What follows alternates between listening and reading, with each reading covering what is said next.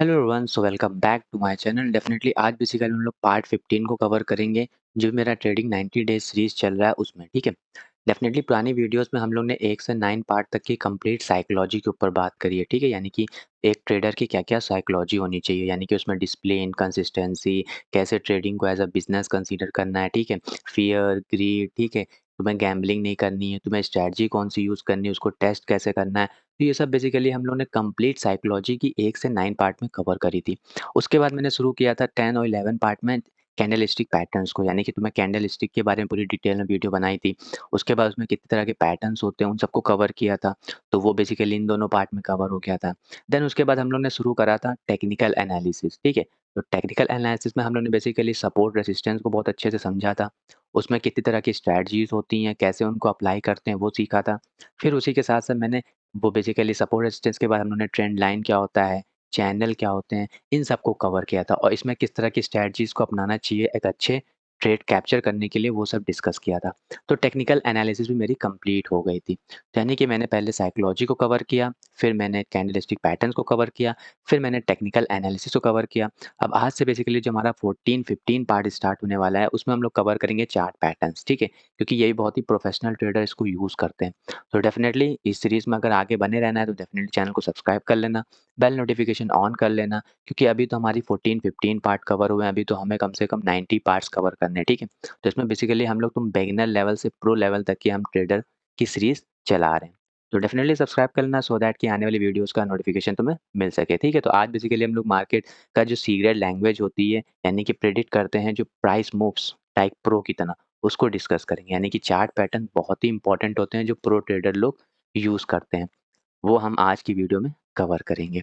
तो definitely channel को subscribe कर लेना और चलिए स्टार्ट करते हैं। सबसे पहले हम लोग देखते हैं कि चार्ट पैटर्न इम्पोर्टेंट क्यों होते हैं, ठीक? क्यों चार्ट पैटर्न्स को ही प्रिफर करते हैं? क्योंकि देखो हर ट्रेडर की अपनी-अपनी स्ट्रैटेजी होती है।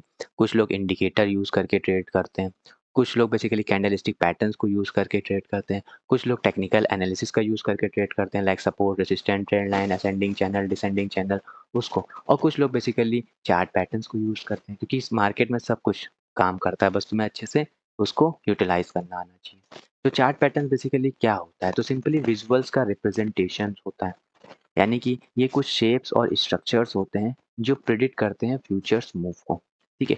यानी कि ये शेप्स और स्ट्रक्चर के फॉर्म में होते हैं चार्ट पैटर्न, जो हमें बताते हैं कि मार्केट अब आगे क्या कर सकता है। मार्केट क्या कंटिन्यू रहेगा गिरने में या मार्केट यहाँ से वापस बाउंस बैक करेगा। तो ये सब प्रिडिक्ट कराने का काम कौन करते हैं? चार्ट पैटर्न्स करते हैं। यानी अगर तुम्हें चार्ट पैटर्न्स आ गया तो तुम ईज़िली फाइंड कर सकते हो रिवर्सल कहाँ से वापस मार्केट से रिवर्स हो सकता है और तुम फाइंड कर सकते हो क्या मार्केट ये गिरने के बाद कंटिन्यू होगा कि नहीं, क्योंकि यहाँ पे वो पैटर्न फॉर्म होता है।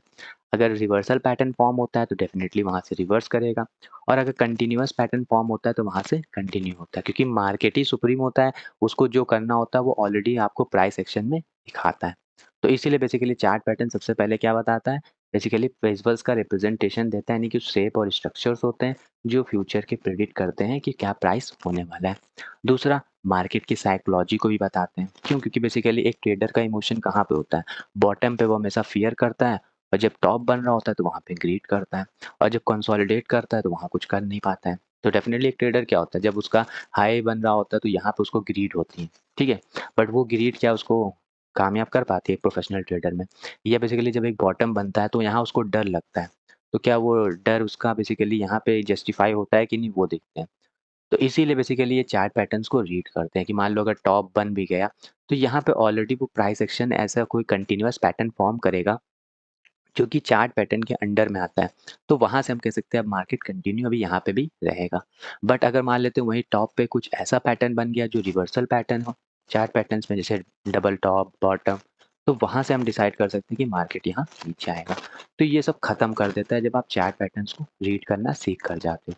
यानी कि बॉटम पे तुम डिसाइड करते हो कि यहाँ कौन सा पैटर्न फॉर्म हो रहा है, उसके अकॉर्डिंग ये कंटिन्यू रहेगा या रिवर्स होगा। टॉप पे बेसिकली भी यही होता है कि तुम अगर पैटर्न फॉर्म होता है तो कंटिन्यूअस पैटर्न फॉर्म होता है तो यहाँ कंटिन्यू रहेगा, रिवर्सल पैटर्न फॉर्म करेगा तो यहाँ नीचे आएगा। तो ये क्या होता है, तुम्हें फियर बॉटम पे खत्म कर देता है, टॉप पे गियर खत्म कर देता है और कंसोलिडेशन में एक इंडिसीजन तुम्हें रहने देता है। ठीक है, तो ये चार्ट पैटर्न इसीलिए इंपॉर्टेंट होते हैं क्योंकि टॉप पे भी तुम्हें डिसाइड कर पाते हो कि तुम्हें यहाँ पे अभी ऊपर ही का ट्रेड लेना है या रिवर्स का ट्रेड लेना है। बॉटम पे भी तुम डिसाइड कर लेते हो कि यहाँ पे आपको कंटिन्यू का ट्रेड लेना है या रिवर्स का ट्रेड लेना है, तो वो तब कब आता पाओगे जब तुम्हें चार्ट पैटर्न्स आने चाहिए। तो ये इसी चीज़ को जस्टिफाई करता है। तो इट्स वेरी इंपॉर्टेंट, क्योंकि अक्सर यही सबसे इंपॉर्टेंट होता है कि अभी यहाँ मार्केट इतना चल तो गया, अब क्या ये कंटिन्यू करेगा या वापस मुड़ेगा। तो वो तभी प्रेडिक्ट कर पाओगे जब तुम्हें चार्ट पैटर्न्स आते होंगे।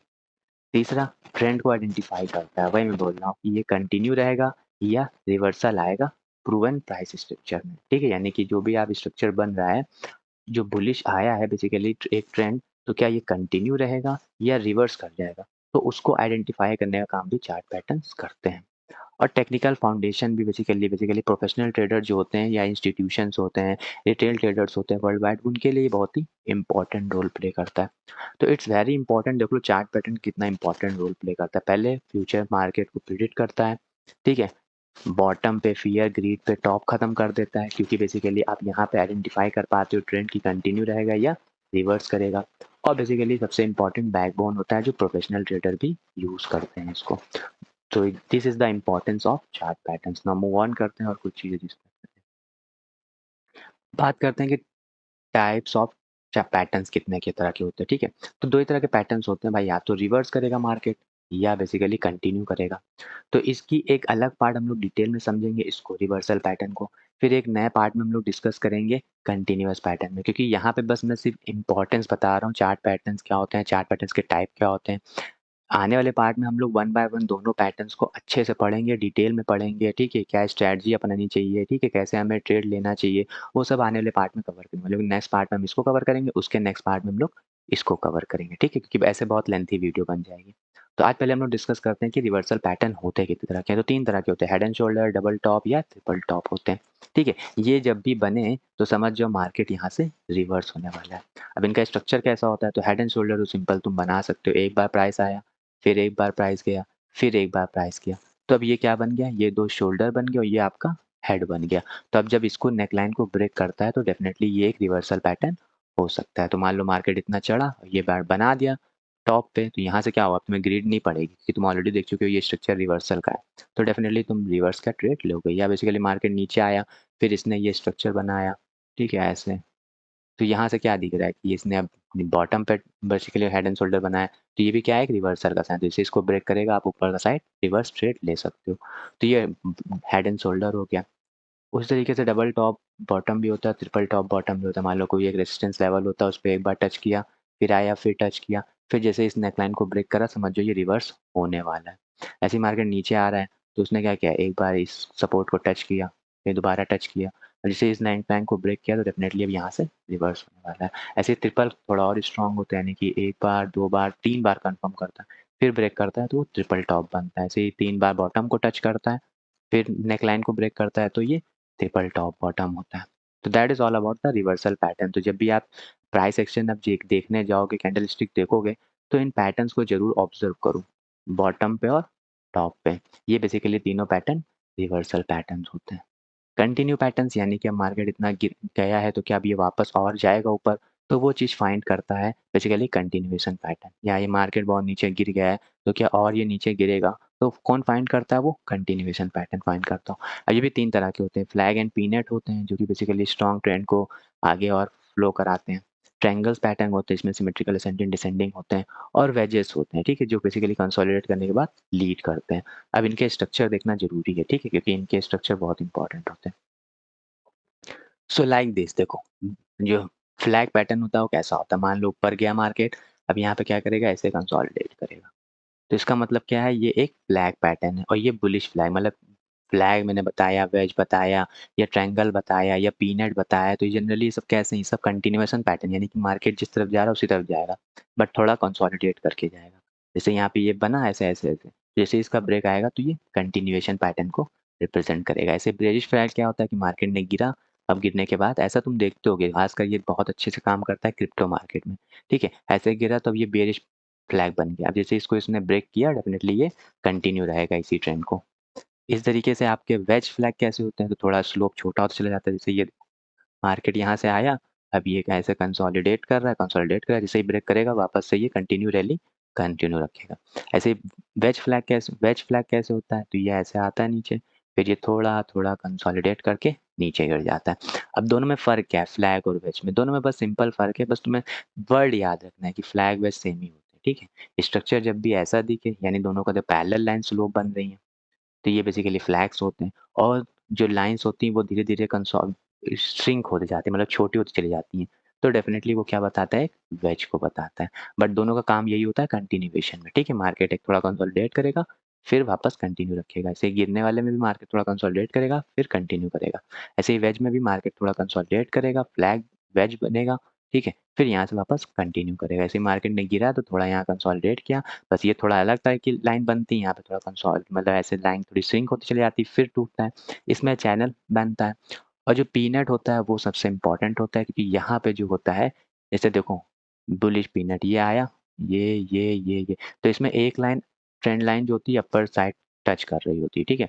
और एक छोटी-सी ये बन रहा होता है, तो ये क्या होता है? ये भी बुलिश को रिप्रेजेंट करता है। ऐसे ही बियरिश पैटर्न क्या होता है? तो ये देखो यहाँ से आया, तो एक क्या होगा? एक बेसिकली ट्रेंड लाइन बनेगी, ठीक है? रेजिस्टेंस ट्रेंड लाइन वाली हो सकती है, डायनामिक रेजिस्टेंस बोलेंगे और एक थोड़ा नीचे सपोर्ट बन रहा होगा, फिर इसको ब्रेक करेगा। तो इम्पोर्टेंट ये है कि तुम्हें बेसिकली कंटिन्यूएशन पैटर्न आना चाहिए कि फ्लैग्स कैसे बनते हैं, पता होना चाहिए, वेज कैसे बनते हैं, पता होना चाहिए और पीनट कैसे बनते हैं, पता होना चाहिए। ये तीनों कंटिन्यूएशन पैटर्न को रिप्रेजेंट करते हैं, यानी कि अगर मार्केट बुलिश था और इन तीनों में से कोई भी पैटर्न बना, तो इसका मतलब का ये कंटिन्यू बुलिश ही रहेगा। या बेसिकली मार्केट बियरिश था, तो इन तीनों में से कोई भी पैटर्न बना, तो इसका मतलब वो कंटिन्यू ही रहेगा। ट्रायंगल लाइक दिस देखो यहाँ पे 3 तरह के ट्रायंगल्स होते हैं। एक असेंडिंग ट्रायंगल मान लो मार्केट ऊपर आया, ठीक है? मार्केट ऐसे ऊपर आया। अब इसने यहाँ पे कंसोलिडेट दिखाया, फिर इसने तो यहाँ पे बस एक हॉरिजॉन्टल लाइन होती है सपोर्ट में, ठीक है? ये रेजिस्टेंस इतना काम करता है। ये आया नीचे-नीचे फिर इसने ब्रेक किया यानी कंटिन्यू रहेगा। सिमिलरली डिसेंडिंग ट्रायंगल क्या होता है? मार्केट नीचे गिरा, फिर यहाँ पे एक बेस बनाया, फिर यहाँ पे ऐसे-ऐसे करते-करते टूटेगा तो ये बेसिकली डाउन साइड की तरह जाएगा और सिमेट्रिक पैटर्न सबसे ज़्यादा बनता है जब मार्केट डिसाइड नहीं करता है तो एक बार गिरने के बाद अब ये कंसोलिडेट कर रहा है, तो ये सिमेट्रिकल ट्रायंगल होता है तो इसमें पता नहीं करते किधर ब्रेक करेगा तो डेफिनिटली तुम वेट करो कंटिन्यू पैटर्न होगा अगर ये इधर टूटा तो यानी इधर कंटिन्यू रहेगा इधर टूटा तो इधर कंटिन्यू रहेगा so now that is all about the continuation pattern so this is all about the two types of patterns reversal patterns इनको देखो हमेशा continuation reversal में और continuation में इन patterns को देखो that is all about the continuation pattern अब basically in trading blueprint क्या है यानी कि तुमने ये पैटर्न्स तो फाइंड आउट कर लिया यानी कि जो भी रिवर्सल पैटर्न्स होते हैं उनको डिस्कस कर लिया जो भी कंटिन्यूअस पैटर्न्स होते हैं उनको डिस्कस कर लिया ना मूव ऑन करते हैं और हम लोग देखते हैं कि कैसे हमें इन ट्रेडिंग ब्लूप्रिंट को अप्लाई करना है सबसे पहले इनको आइडेंटिफाई करो यानी कि ये भी जो भी पैटर्न्स हैं चार्ट पे बन रहे हैं उसी के साथ उनको ट्रेंड लाइंस और की लेवल्स को भी मार्क करो तो पहला इंपॉर्टेंट चीज़ है कि प्राइस एक्शन में ये चार्ट पैटर्न्स को आप ऑब्जर्व करो ठीक है फाइंड करो देन उसके बाद कुछ ट्रेंड लाइंस और की लेवल्स को भी मार्क करो दैट इज वेरी इंपॉर्टेंट दूसरा ब्रेकआउट कैंडल का वेट करो और उसी के साथ एक वैल्यूम भी ज़्यादा होना चाहिए ताकि एक कंफर्मेशन मिल सके तो दूसरी इंपॉर्टेंट चीज़ अभी डिटेल में हम लोग नेक्स्ट पार्ट में कवर करेंगे इंडिविजुअल हर पैटर्न्स को यानी कि रिवर्सल पैटर्न्स को सारे डिस्कस करेंगे कंटिन्यूअस पैटर्न्स को डिस्कस करेंगे उनकी स्ट्रैटेजीज को डिस्कस करेंगे बट बिफोर दिस सबसे पहले हमें पता होना चाहिए कैसे हमें इन पैटर्न्स के अकॉर्डिंग ट्रेड लेना है सबसे पहले इन पैटर्न्स को फॉर्म करोगे चैट पे और ट्रेंड लाइन और की लेवल्स इंपॉर्टेंट है ठीक है वेरी इंपॉर्टेंट यानी सपोर्ट रेजिस्टेंस भी ट्रेंड लाइन भी ड्रॉ करना है साथ ही साथ उसी के बाद जब ये ब्रेकआउट दें यानी कि जो भी पैटर्न्स बनते हैं उसमें से कोई भी पैटर्न्स ब्रेकआउट दें लेकिन उसी के साथ वैल्यूम भी इंक्रीज होना चाहिए तो वो कंफर्मेशन बेस्ट देता है ठीक है हमेशा ब्रेकआउट पे ही ट्रेड करो या रीटेस्ट होने पे ट्रेड करो या कैंडल क्लोज होने मतलब ये पैटर्न बना मान लेते हैं डबल एक ये तुम्हारा पैटर्न बना सपोर्ट करो ठीक है ऐसे ये क्या बना अब इसने ये लाइन को जैसे ये ब्रेक करेगा और यहाँ पे ब्रेक करने के बाद या तो ये रीटेस्ट करने जाए या ये क्लोज दे दे तो वहाँ पे आप इस चीज़ को फॉलो कर सकते हो तो हमेशा ब्रेकआउट रेजिस्टेंस और कैंडल क्लोज होने का वेट करो पैटर्न के हमेशा स्टॉप लॉस बाहर रखो ठीक है स्ट्रक्चर के बाहर और एक मूव टेक्निक और प्रोजेक्ट पैटर्न से आप हाइट डिसाइड कर सकते हो टारगेट के लिए तो that is all about the patterns किस तरीके से आपको काम करना है ठीक है आप क्या क्या मिस्टेक नहीं करनी सबसे पहले आप जबरदस्ती पैटर्न को फॉर्म ना करो ठीक है मार्केट सुप्रीम अगर वो बनाएगा तभी आप उसको फॉर्म करो अदरवाइज पैटर्न को जबरदस्ती मत बनाओ और वैल्यूम को जरूर कंसीडर करो ठीक है ब्रेकआउट आ रहा है तो वहाँ पे वैल्यूम भी एक राइस होना चाहिए और रिस्क मैनेजमेंट जरूर फॉलो करो यानी कि स्टॉप लॉस जरूर लगाओ और ओवर ट्रेडिंग से बचो तो दैट इज कॉमन मिस्टेक जो नहीं करना चाहिए तो बेसिकली आज की वीडियो में हम क्या-क्या सीखे? तो मार्केट की साइकोलॉजी बताता है पैटर्न्स ठीक है? कंफर्मेशन हमेशा फर्स्ट रखो यानी कि ब्रेकआउट होने के बाद ही ट्रेड को कंफर्म करो। ऑलवेज स्टॉप लॉस को यूज़ करो और रेगुलर चार्ट पे इस चीज़ को प्रैक्टिस करो। तो that is all about the today's video.